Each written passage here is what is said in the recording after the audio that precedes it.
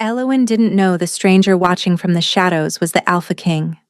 She didn't know he'd traveled 14 days to find her, driven by desperation and a dying brother's last hope.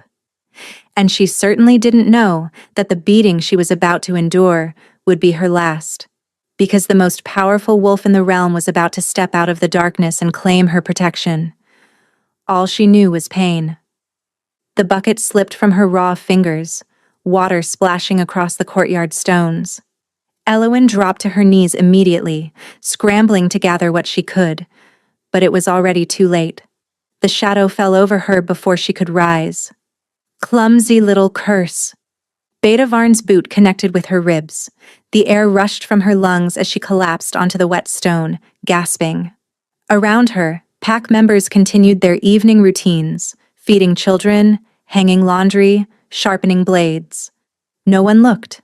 No one ever looked. That water was for the Alpha's horses. Varn crouched beside her, gripping her hair and yanking her head back. His breath was sour with ale. "You know what happens when you waste resources, Sin Eater?" Elowen knew. 23 years of knowing had carved the answer into her bones. "I'm sorry," she whispered. "I'll fetch more. The second kick caught her shoulder, spinning her onto her back. The evening sky wheeled above her, purple and indifferent. She'd learned long ago not to cry out. Crying only made it last longer. "Your mother was a witch," Varn spat beside her head. "Cursed blood runs through your veins. The only reason we keep you alive is because you're useful." He grabbed her wrist, pressing his thumb into the fresh burn there, a wound she'd absorbed from the blacksmith's apprentice that morning. "Heal our pain, carry our sickness, and maybe we let you eat tonight. That's the deal, curse-bearer. That's all you're worth." Elowen closed her eyes. She'd heard these words so many times they'd lost their edges, worn smooth like river stones. Her mother had been executed when Elowen was 7, burned alive in the center of this very courtyard while the pack watched and cheered. They said Mirael had cursed the previous Alpha's son, made him sicken and die with her witch touch. They were wrong. Mirael had tried to save him, had absorbed his fever into her own body until it killed her from the inside. But the boy died anyway, and the pack needed someone to blame. Now they used Elowen the same way they'd used her mother. Every injury, every illness, every wound that was too painful or too slow to heal, they brought to her. She would place her hands on their flesh, and their suffering would become hers. She'd feel their broken bones knitting in her own body, their fevers burning through her blood, their cuts opening across her skin. And then they'd kick her for being a curse. Varn raised his hand again, and Elowen braced for impact. It never came. A grip like iron closed around Varn's wrist, stopping his fist mid-swing. Elowen's eyes flew open. A stranger stood behind the beta, tall, broad-shouldered, dressed in dark traveling clothes that were finer than anything she'd seen in Thornwick Pack. His face was half-shadowed by the dying light, but she could see his jaw, hard as carved granite, and his eyes. His eyes were the pale gold of winter sunrise, and they burned with barely contained fury. "I don't recall," the stranger said, his voice low and deadly calm. "This pack greeting visitors by beating women in their courtyard."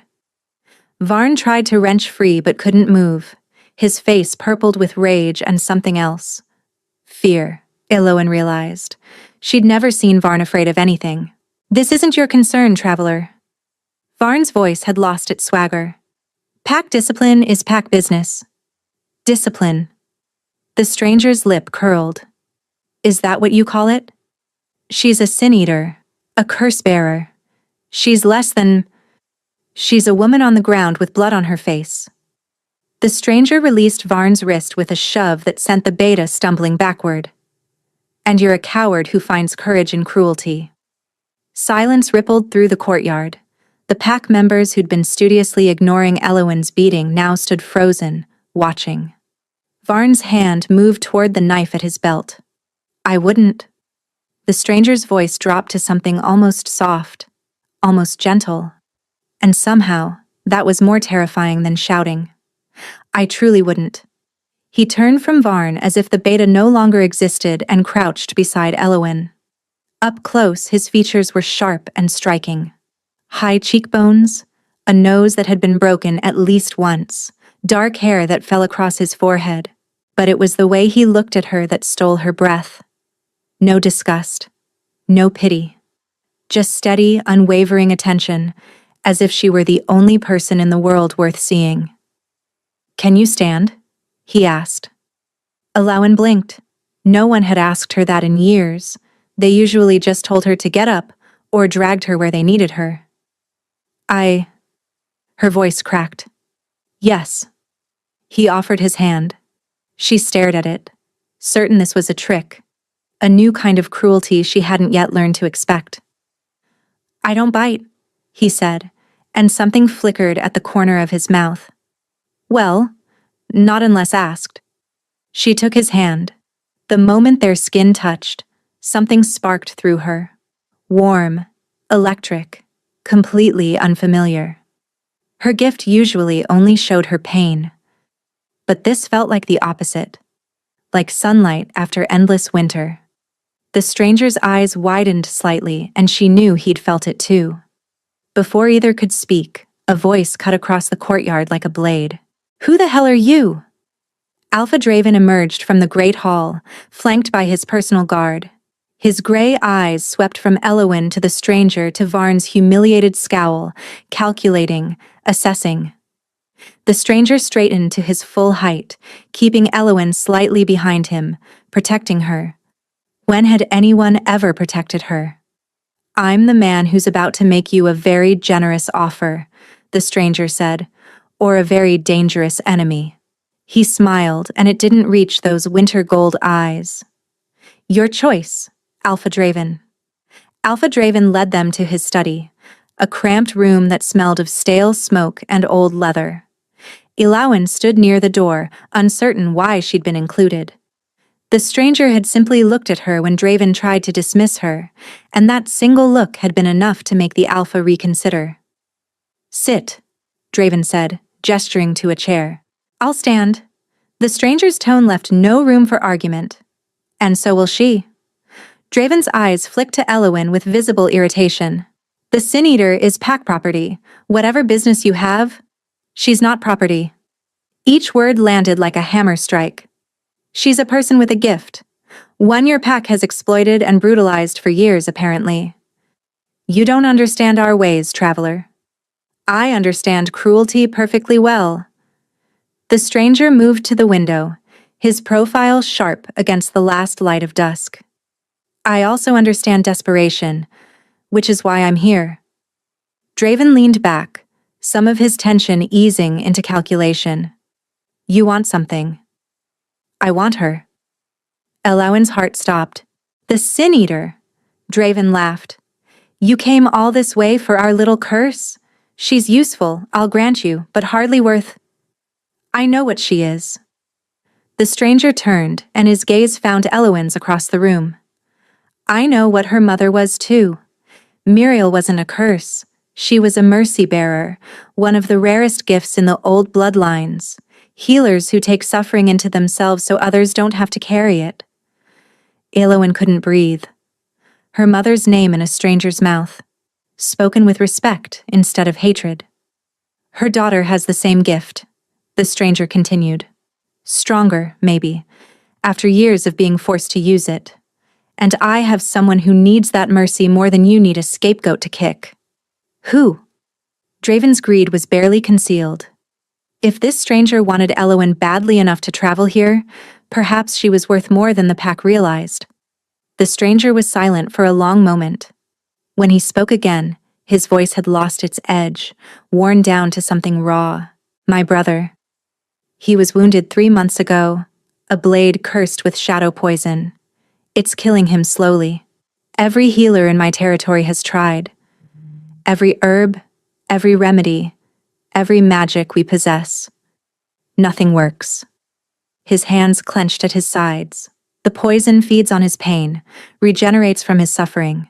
The only way to save him is to remove that suffering entirely, Take it from him. And give it to her, Draven finished, smiling. You want our Sin Eater to absorb your brother's curse. I want to offer her a choice. Something she's clearly never been given here. The stranger crossed to where Elowen stood and lowered his voice, speaking as if they were the only two people in the room. Your mother saved my brother once, when we were children. He had a fever that nearly killed him. Muriel was passing through our territory, and she placed her hands on him, and she took his sickness into herself. She suffered for 3 days so he could live. His eyes held hers, fierce and sad. I was 8 years old. I never forgot her kindness, and I never forgot the daughter she said she'd left behind, a little girl with the same gift, hiding in a pack that would never deserve her. Tears burned Elowen's eyes. Her mother had spoken of her, had thought of her even while saving strangers, had left a trail of breadcrumbs across years and distance that somehow led to this moment. She said if anything ever happened to her, the stranger continued, and if her daughter survived, that I should find her, protect her. He paused. It took me 16 years, Elowen. I'm sorry it wasn't sooner. The sound of her name, her actual name, not Sin Eater, not curse, not worthless, broke something open in her chest. Why now? She whispered. Why come now, after all this time? Pain flickered across his features, and she saw the truth before he spoke it. Because my brother is dying, and because I finally have enough power to keep the promise I made to your mother. His jaw tightened. I'm not going to pretend this isn't selfish. I need your gift, Elowen, but I'm not going to take it. I'm going to ask. He reached into his coat and withdrew something small, a folded piece of cloth, faded and worn. She asked me to give you this, if I ever found you. Elowen took it with trembling hands, unfolded it. A lock of dark hair tied with a red thread, her mother's hair. She would know the scent anywhere. Lavender and wood smoke, home and safety and everything she'd lost. The tears fell freely now, and she didn't try to stop them. Alpha Draven's voice shattered the moment. This is all very touching, but you haven't told me what you're offering in exchange for our pack's asset. The stranger turned, and his expression went cold again, all vulnerability locked away. I'm offering you the chance to name your price, he said. Gold, land, trading rights, whatever you want, or... He let the word hang. You can refuse, and I can tell you exactly who I am and why refusing would be the worst mistake of your miserable life. Draven's eyes narrowed. Who are you? The stranger smiled. It was not a kind smile. My name is Kaelin Voss. The words landed like a thunderclap. Draven went pale, his arrogance crumbling. The Alpha King? He stammered. Of the Northern Realm? The same. Elowen's knees nearly buckled. The Alpha King. The wolf who ruled 12 territories, commanded 10,000 warriors, and answered to no one. Stories painted him as a ruthless conqueror, a cold strategist who'd united warring packs through equal parts diplomacy and bloodshed. They said he'd killed his own uncle to claim the throne. They said he showed no mercy. This man had just crouched in a muddy courtyard and asked if she could stand. Kaelin watched Draven's mental calculations with visible contempt. I see you're reassessing my offer. Your Majesty. Draven's voice had turned oily. If I'd known who you were, I would have prepared a proper welcome. Please, let me arrange quarters, a meal. I'm not here for hospitality. Kaelin cut him off. I'm here for her. Name your price or refuse. I don't have time for politics. Draven licked his lips. The Sin Eater is valuable to us. Her gift serves the entire pack. To lose her would be what? Inconvenient? Kaelin's tone could have frozen fire. Would you have to actually care for your wounded instead of dumping their pain on a woman you treat like refuse? She's dangerous. Draven tried. Her bloodline is cursed. Her mother killed. Her mother saved my brother's life, and I've spent 5 minutes in your pack and already watched your beta beat her for spilling water. Kaelin stepped closer, and Draven shrank back despite himself. Don't speak to me of danger. The most dangerous thing in this room is my patience, and it's running out. Silence stretched taut as a bowstring. Finally, Draven spoke. 1,000 gold pieces, and favorable trading terms with the Northern Realm for the next decade. Done? Elowen's breath caught. 1,000 gold pieces was more than Thornwick earned in 5 years. He'd agreed without hesitation, without negotiation, as if she were worth any price. But Kaelin wasn't finished. There's one more condition. Name it, Your Majesty. Kaelin's eyes found allowance. She has to agree, freely, without coercion, without threats, without any pressure from you or your pack. He held her gaze. If she says no, I leave. The deal is void. No gold, no trade, no consequences to her. I'll find another way. Draven sputtered. But those are my terms. Kaelin didn't look away from Elowen. I won't take her against her will. I won't be another person who uses her without her consent. She chooses, or there's no deal. Something cracked in Elowen's chest. Her whole life, she'd been told what to do. Hold this injury. Carry this pain. Be grateful we let you live. No one had ever asked what she wanted. No one had ever given her a choice. Until now. What happens if I come with you? Her voice was steadier than she expected. You try to heal my brother. If you can't, I'll still pay your pack. And you'll be free to go wherever you want, with gold enough to start over anywhere in the realm. Kaelin paused. If you can save him, I'll owe you a debt beyond measure, and I pay my debts. How long would I be gone? However long it takes. Weeks, maybe? A month. I won't rush you or push you beyond what you can bear. Elowen thought about Thornwick, the courtyard where her mother burned, Varn's boots against her ribs, the endless cycle of pain that wasn't hers, carried in a body that was never allowed to heal. Then she thought about her mother's hair, warm against her palm, the lock she still clutched like a lifeline. Her mother had helped strangers, had suffered for people who could never repay her, had left behind a legacy of mercy in a world that showed her none. Maybe it was time for Elowen to do the same, but on her own terms. I have conditions too, she said. Kaelin's eyebrows rose, but he nodded. Name them. I want your word that I can leave whenever I choose, that I'm a guest, not a prisoner. You have it. I want no one to touch me without permission. No one uses my gift without my consent. Not your healers, not your court, not even you. Something warm kindled in those winter gold eyes. Agreed. And I want... Her voice faltered. This last one felt too big, too greedy. But she forced herself to continue. I want to know if I'm worth more than my gift, if I'm just useful to you, or if I'm... something else. Kaelin was quiet for a long moment. When he spoke, his voice was rough. You're already something else, Elowen. You just don't know it yet. He extended his hand. She stared at it, remembering the spark that had passed between them in the courtyard.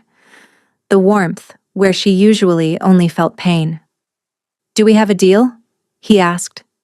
Elowen took a breath and placed her hand in his. The spark that passed between their palms was stronger this time, a pulse of heat that traveled up Elowen's arm and settled somewhere behind her ribs. Kaelin's fingers tightened around hers, and she saw his jaw clench, a flash of startled recognition crossing his features before he masked it. A handshake won't hold? Draven said, his voice carrying a sneer he couldn't quite hide. If you're taking our Sin-Eater, I want something binding. A blood oath. Elowen expected Kaelin to refuse. Blood oaths were ancient magic, unbreakable and dangerous. To enter one lightly was foolishness. To enter one with a stranger was madness. But Kaelin simply nodded. Agreed. He released her hand and drew a blade from his belt. Not a fighting knife, but something older. The handle was wrapped in dark leather, the steel etched with symbols that seemed to shift in the lamplight. Old wolf script, Elowen realized.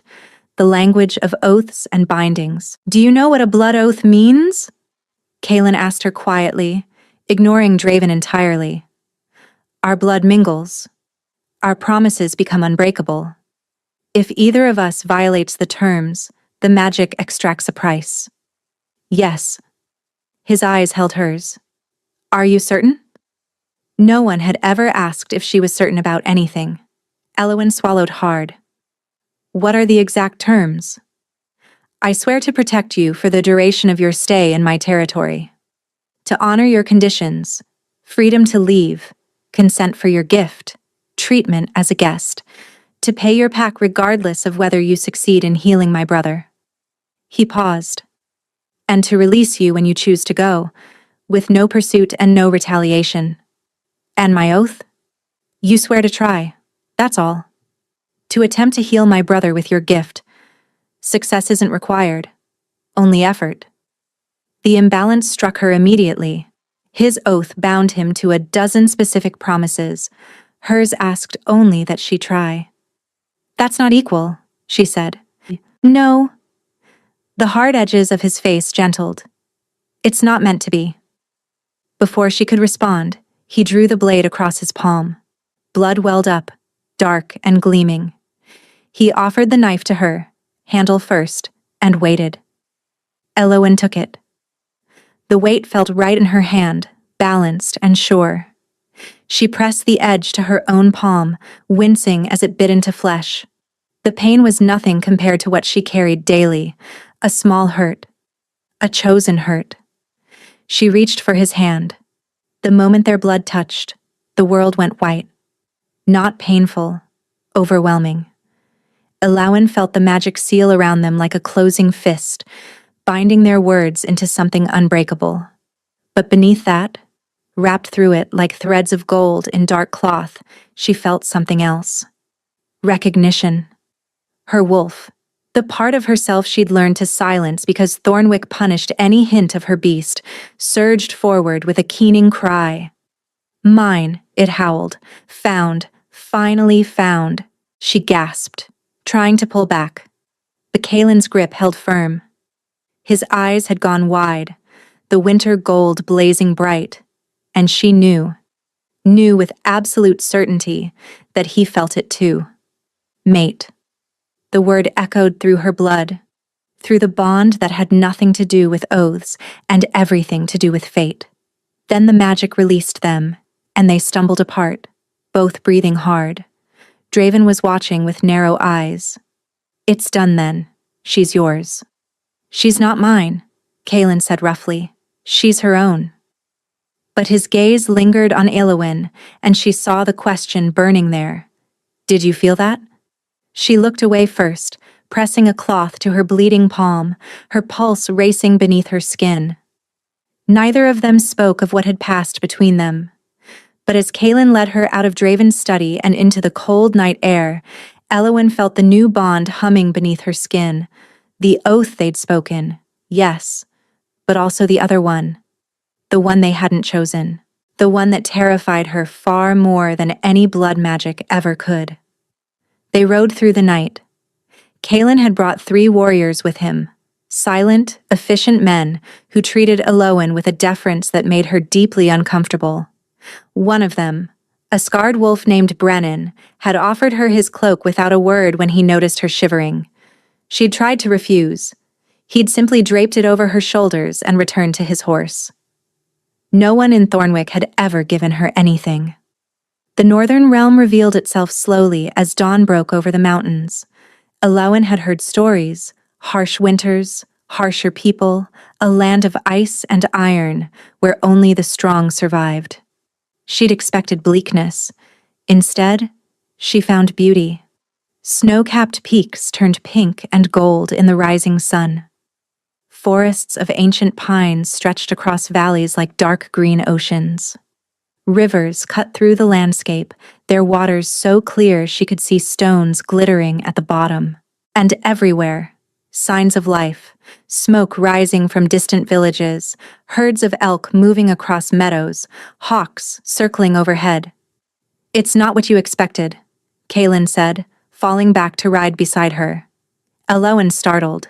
He'd kept his distance since the blood oath, and she'd been grateful for the space.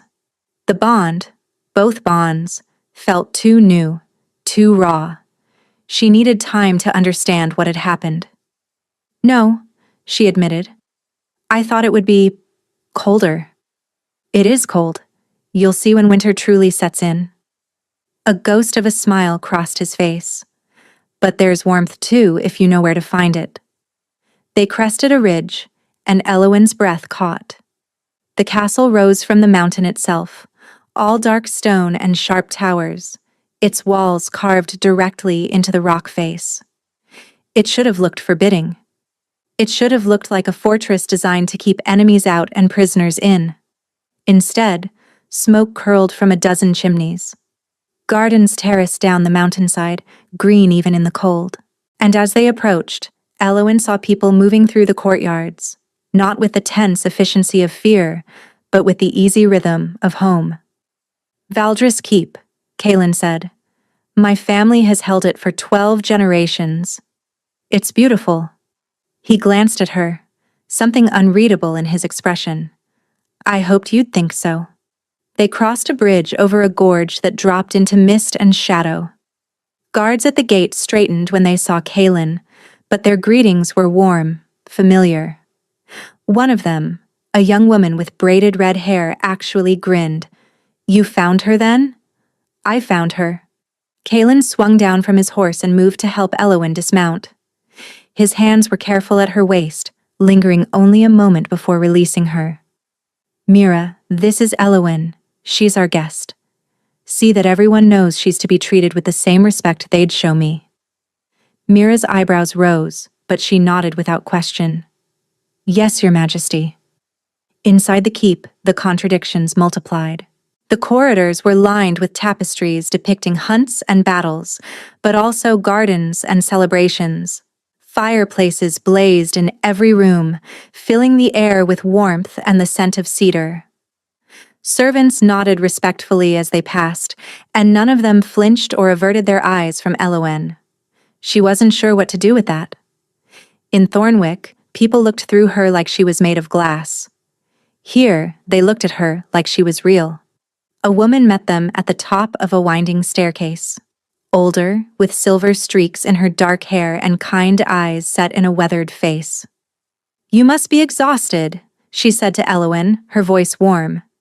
I'm Sorsha, head of household. Your rooms are prepared, and there's hot water waiting. You'll want to rest before... She trailed off, glancing at Kaelin. Before you meet my brother, he finished quietly. Yes. Take whatever time you need, Elowen. There's no rush. But there was. She could see it in the shadows under his eyes, the tension in his shoulders. His brother was dying. Every hour mattered. I'd like to see him, she said. Now, if possible. Kaelin studied her for a long moment. You're certain? You've been traveling all night. You should eat. Sleep. I've worked through worse. The words came out sharper than she intended, edged with years of never being allowed to rest. She softened her tone. Please. Let me try. He nodded slowly. This way. They climbed another staircase, narrower and older than the rest, until they reached a heavy oak door guarded by 2 warriors. Both looked exhausted, grief etched into their faces. Kaelin pushed open the door. The room beyond was warm and dim, curtains drawn against the daylight. A fire crackled in the hearth, and in the center of a massive bed, barely visible beneath layers of furs, lay a young man. He looked like Kaelin, the same sharp features, the same dark hair. But where Kaelin was all controlled power, this man was fading. His skin was gray, his cheeks hollow, and his breathing shallow and labored. Dark veins crawled up his neck like poison beneath the skin. Even unconscious, his hands twitched occasionally, a warrior's instincts refusing to fully surrender, even to poison. Elowen, Kaelin said softly, this is my brother, Theron. She approached the bed slowly, her gift already reaching out, sensing. The shadow poison hit her like a wave of ice. Wrong, corrupted, hungry. It fed on pain, Kaelin had said. She understood now. It wasn't just killing Theron, it was devouring him. Can you help him? Kaelin's voice was rough with hope he was trying not to show. Elowen placed her hand on Theron's forehead, and the world shattered. Pain exploded through Elowen's body. Not the dull ache of absorbed injuries she was used to, but something alive. Something that clawed at her from the inside, screaming with a voice that wasn't human. She saw flashes, images burning through her mind faster than she could process, a blade glinting in torchlight. Theron fighting, outnumbered. A figure in a dark cloak driving the cursed sword into his side. And a voice, familiar somehow, dripping with satisfaction, saying, "The king's beloved brother, this will break him." Elowen wrenched her hand back with a gasp, stumbling away from the bed. Kaelin caught her before she fell, his arms strong and steady around her. Elowen, Elowen, look at me." She forced her eyes to focus. His face swam into view, tight with concern. "What happened? What did you see?" She struggled to find words. Her gift had never done that before. Shown her memories, visions of the past. She absorbed pain, not images. But the shadow poison was different. It carried something else inside it. Intent. "The poison," she managed. "It's not just killing him, it's been crafted, designed.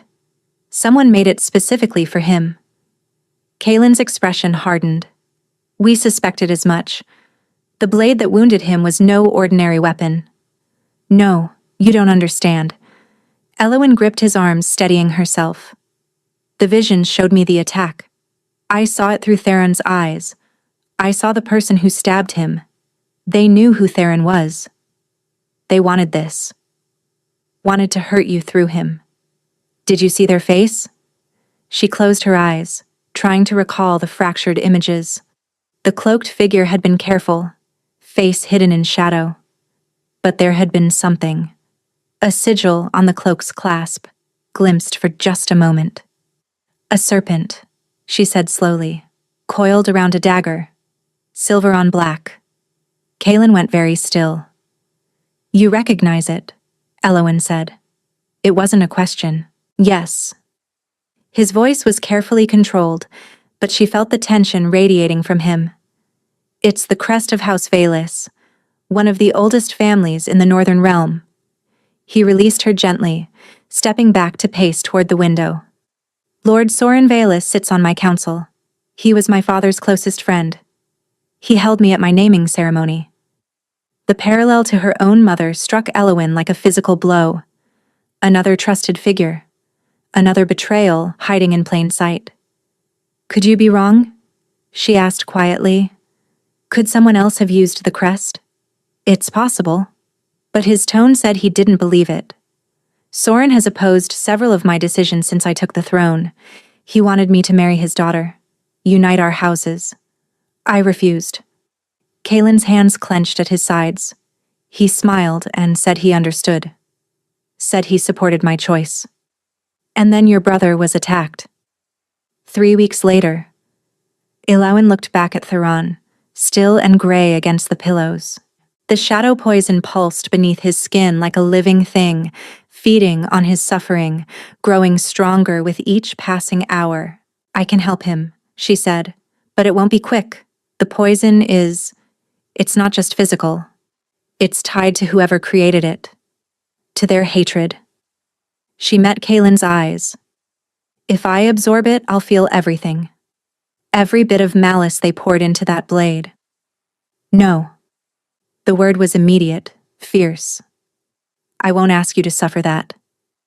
"You're not asking. I'm offering." Elowen straightened, drawing on reserves she didn't know she had. "But I need to do it in stages, a little at a time. If I try to take it all at once, it might kill me. Then we do it your way. Whatever you need, rest, food, anything. You'll have it." She nodded, then hesitated. There's something else. When I touched him, I didn't just feel the poison. I felt fragments, memories. Not just from the attack, but from other moments too. Happy ones, sad ones. She struggled to explain. My gift has never worked that way before. I only absorb pain. But with him, with that poison, it's like I'm seeing pieces of his life. And beneath the pulling, she felt something else, a pressure building in her palms, as if the pain wanted to flow back the way it came. She pushed the sensation aside. She didn't know what it meant. Not yet. Kaylin was quiet for a moment. The shadow poison feeds on suffering. Perhaps your gift is doing the opposite, drawing out what isn't suffering, giving him relief by taking the memories that hurt. It made a strange kind of sense. Elowen had always been a vessel for others' pain. Maybe now she was becoming something more. I'll need to touch him again, she said. Regularly. Each session will weaken the poison a little more. But Kaylin... She bit her lip. If Lord Valus is truly behind this, he'll know. He'll realize what I'm doing. That I'm a threat to whatever plan he has. Let him. Kaylin's voice dropped to something dangerous. If Soren Valus wants to harm you, he'll have to go through me, through my entire guard, through everyone in this keep who's already heard what you're willing to do for Theron.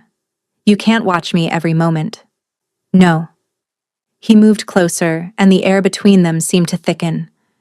But I can make sure you're never alone, never vulnerable, never within reach of anyone who might wish you harm.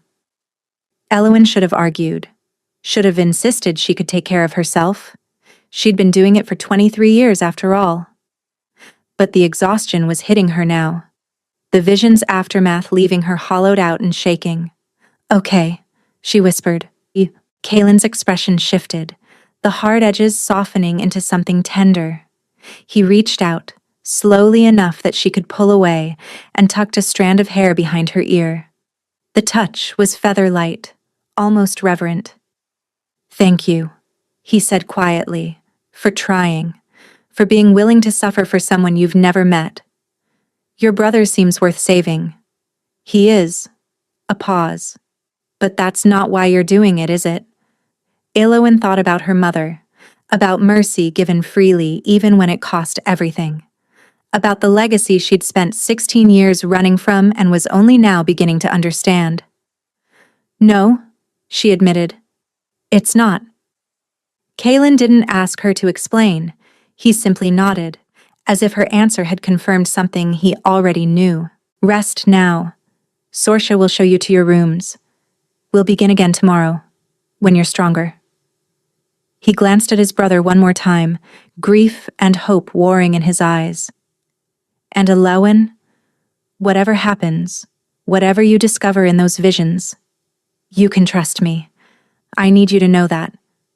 She wanted to believe him, wanted it more than she'd wanted anything in years. But trust was a luxury she'd never been able to afford. I'll try, she said. It was the most honest answer she could give. 5 days passed in a rhythm Elowen had never known. Mornings, she worked with Theron. Each session drained her. The shadow poison fought back, clawing at her gift like a wounded animal. But she was making progress. The dark veins had retreated from his neck. His breathing came easier. Once, on the 3rd day, his eyes had fluttered open, and he'd looked at her with confused gratitude before slipping back into unconsciousness. You're saving him, Kaylin had said, his voice rough with emotion. I can see it. After noon, she explored Valdris Keep, the library with its towering shelves and dusty tomes, the kitchens where the cook pressed warm bread into her hands and refused to let her leave without eating, the training yards, where warriors sparred with brutal efficiency but always nodded respectfully when she passed, and always, she felt Kaylin's presence, not hovering, not suffocating, just there. A steady warmth at the edge of her awareness, the mate bond humming between them like a plucked string. They hadn't spoken of it. The blood oath, yes. Theron's progress, constantly. But the other bond, the one that made her skin prickle whenever he entered a room, that sent sparks through her blood when their hands accidentally brushed, that remained unaddressed. Until the fifth night. Eowyn couldn't sleep. The latest vision had been worse than the others. Not just Theron's memories, but glimpses of Lord Valus himself. His cold smile, his calculating eyes, the satisfaction in his voice as he'd watched the poisoned blade sink home. She found herself on the battlements without quite meaning to go there, wrapped in a borrowed cloak, staring out at the moonlit mountains. "You should be resting." She didn't turn at Kaelin's voice. She'd felt him approaching, the bond alerting her to his presence like a second heartbeat. "Couldn't sleep," she said. "The visions stay with me sometimes." He moved to stand beside her, close enough that she could feel his warmth through the cold air. "What did you see tonight?" "Valus." His face when he ordered the attack. She shivered. "He hates you. Not just politically, personally. It's like a poison of its own, eating at him. We were friends once, or I thought we were." Kaelin's voice was heavy. "When I was young, he taught me to ride, to hunt. My father trusted him completely."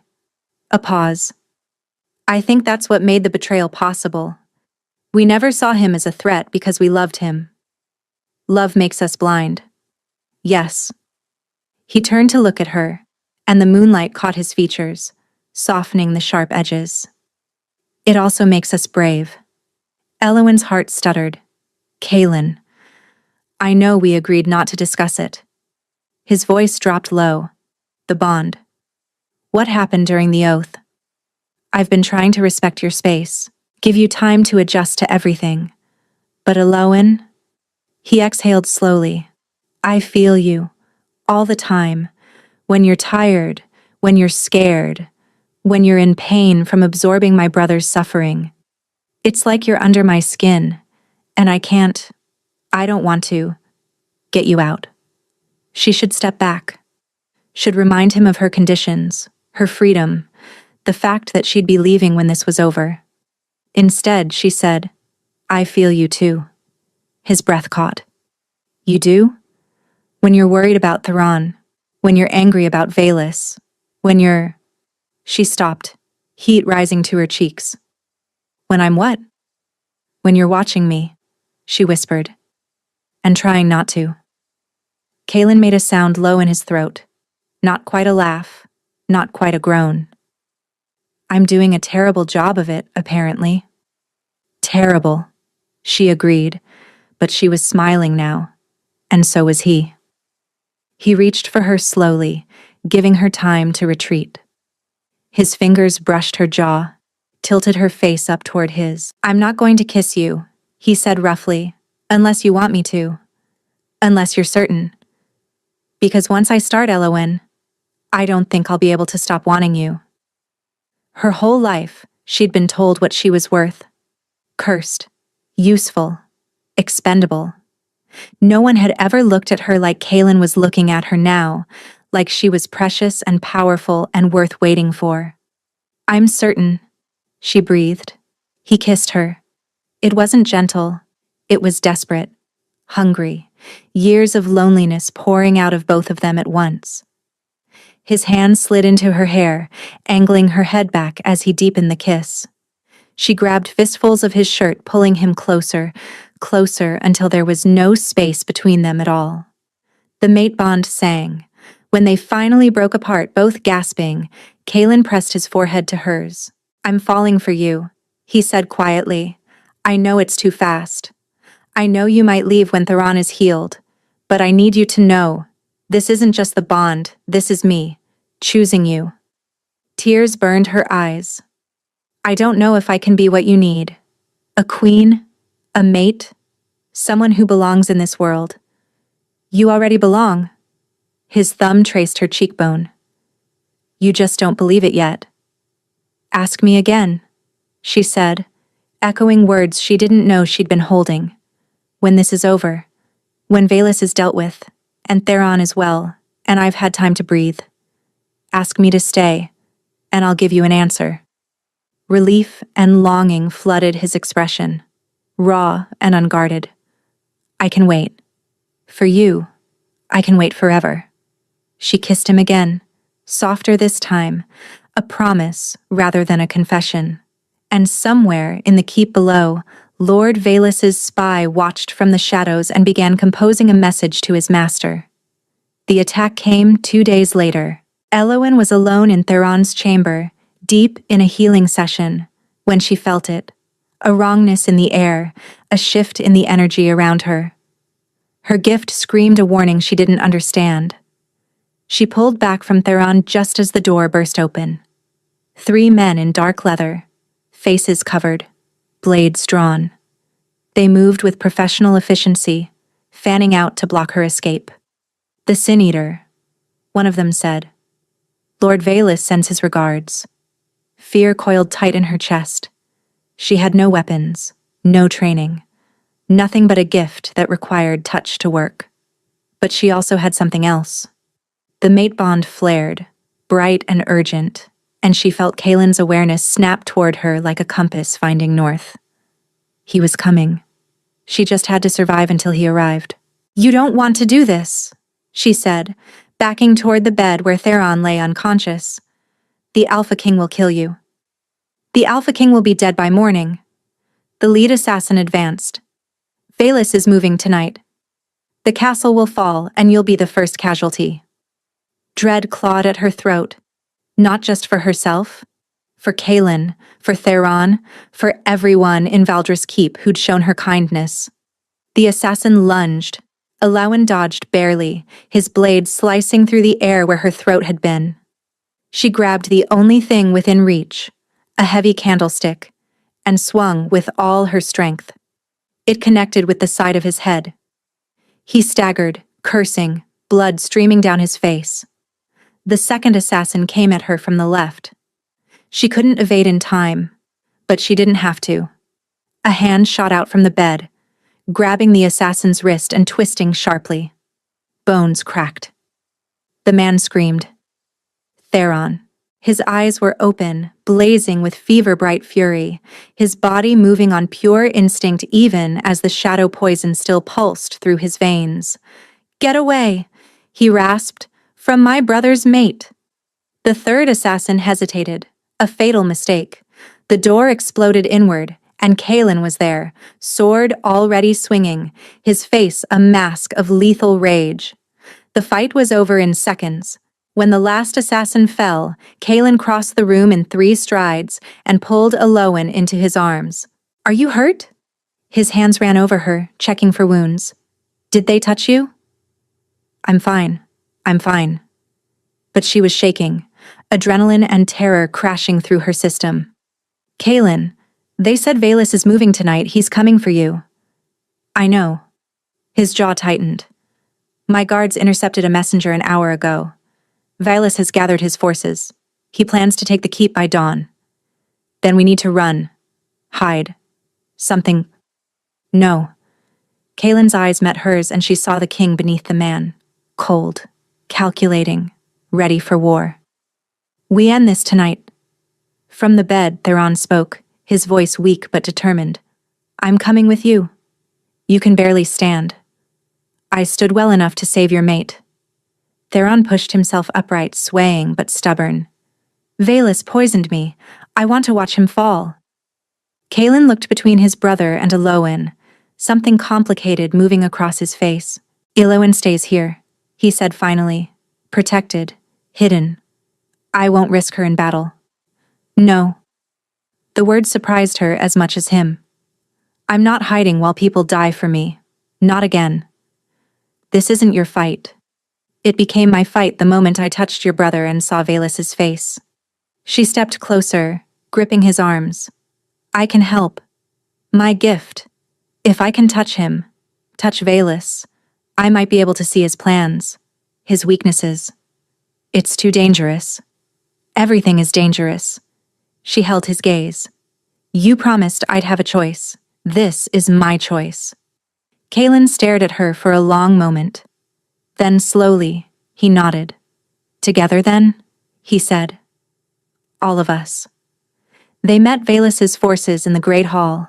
The traitor had gathered 30 men, loyal soldiers from his own territory, mercenaries bought with promises of gold and power. They'd infiltrated the keep through servant passages, overwhelming the night watch before the alarm could sound. But Kalen had been ready. His warriors poured in from every entrance, outnumbering Velus's forces 2-1. Steel clashed against steel, the air filled with shouts and the copper scent of blood. Elowin stayed close to Theron, who fought despite his weakness, each movement costing him visibly. She watched for Velus, searching the chaos for the serpent's sigil. There.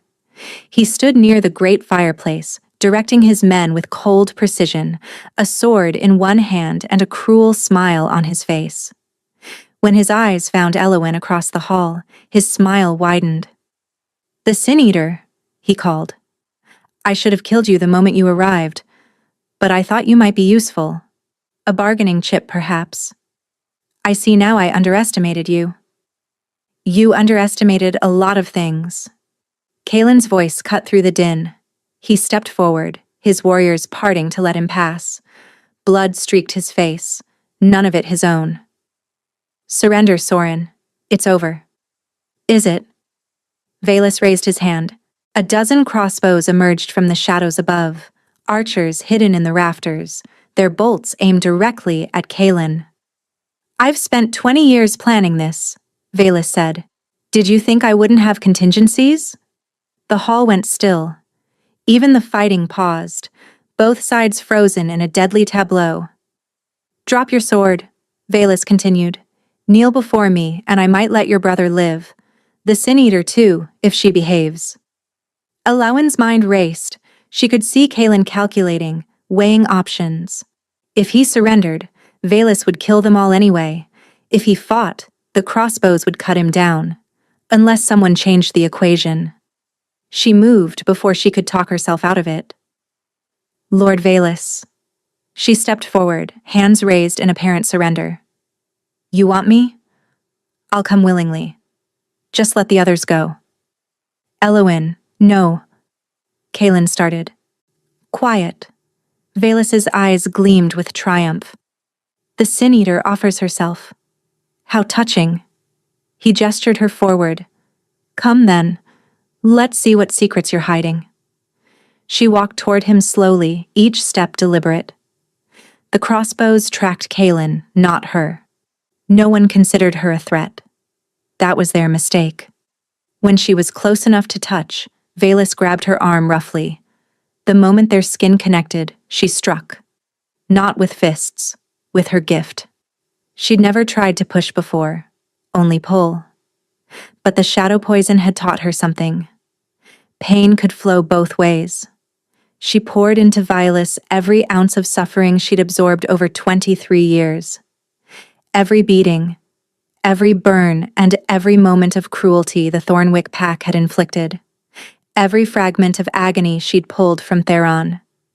Every drop of hatred she'd seen in his own poisoned blade. Velus screamed. The sound was inhuman, tearing from his throat as he collapsed to his knees. His grip on her arm spasmed, then released. The crossbowman above hesitated, uncertain. That hesitation was enough. Kalen's warriors surged forward. The archers were overwhelmed before they could loose a single bolt. Velus's forces, seeing their leader writhing on the ground, began to surrender.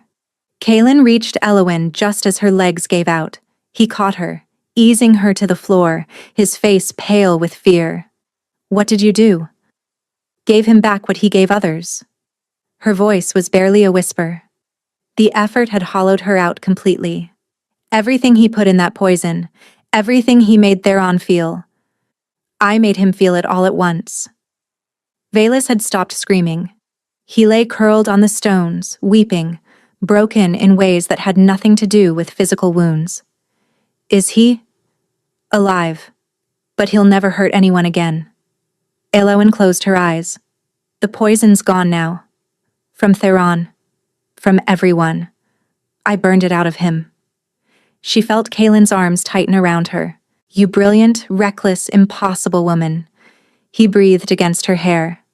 You could have died. Worth it. She managed a weak smile. Your face when I walked toward him. Was the worst moment of my life? Then I guess we're even. He laughed, a broken sound that was half sob, and held her closer.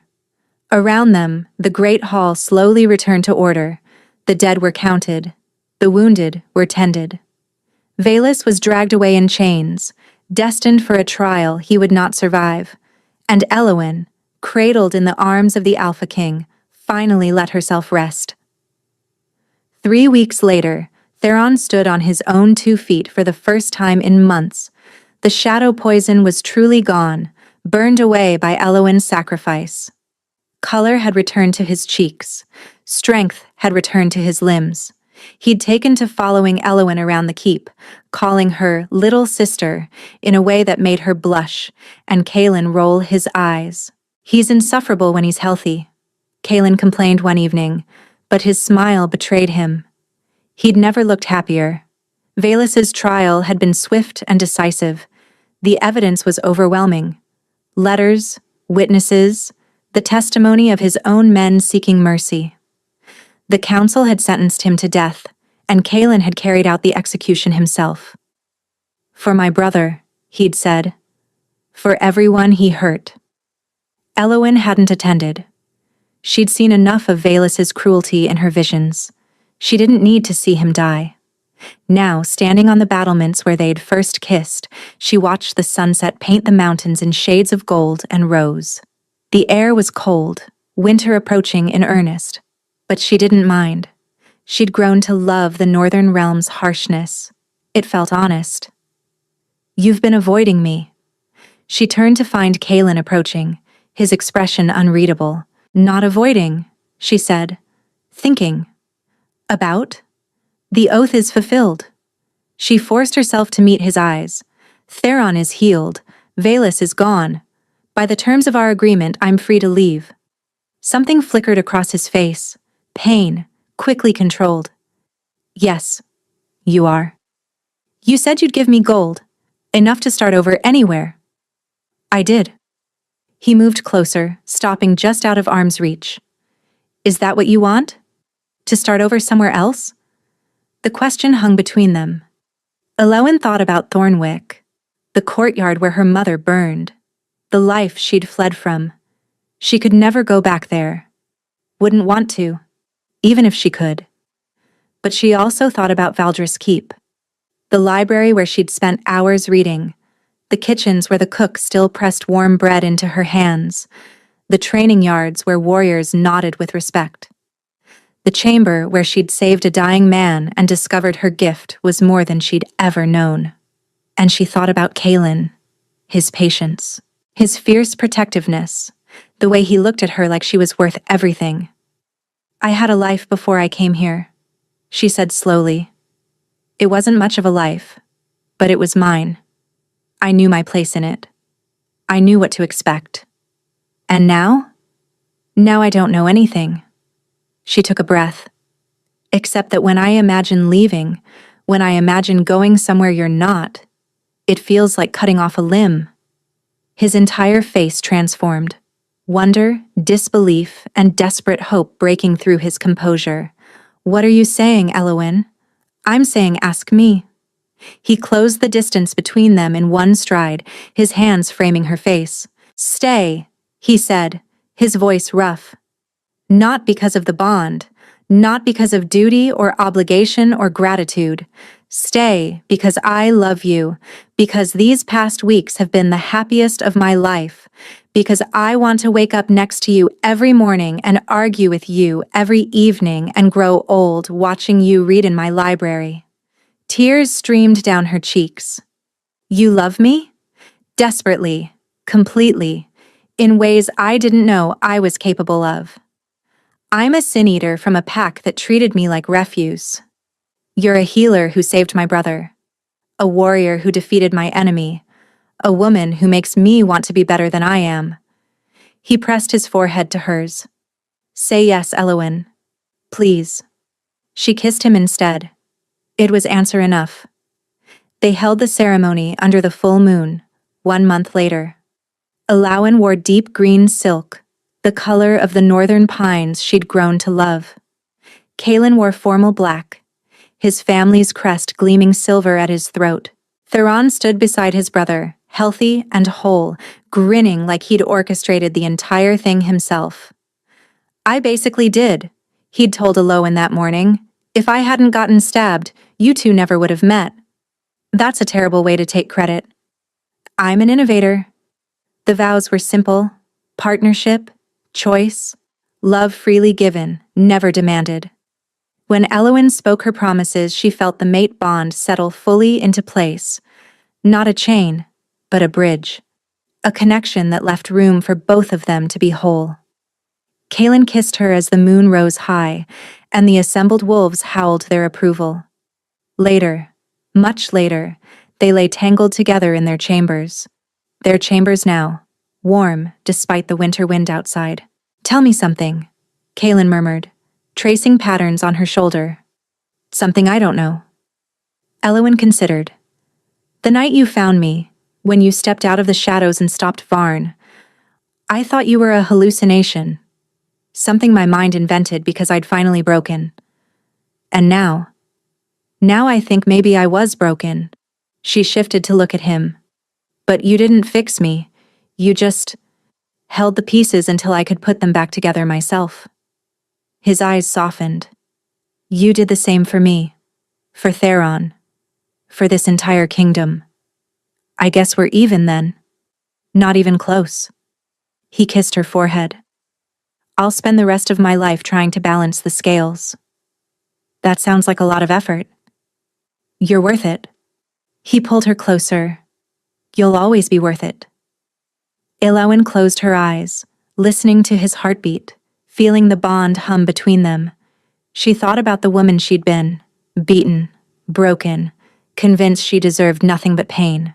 That woman wouldn't recognize her now, wouldn't believe this was possible. But it was. All of it. And for the first time in her 23 years, Ilawen let herself believe she deserved to be happy. Where are you listening from? Drop a comment below. I love connecting with you. And if this story touched your heart, please subscribe. It's free, and it helps more people find these tales.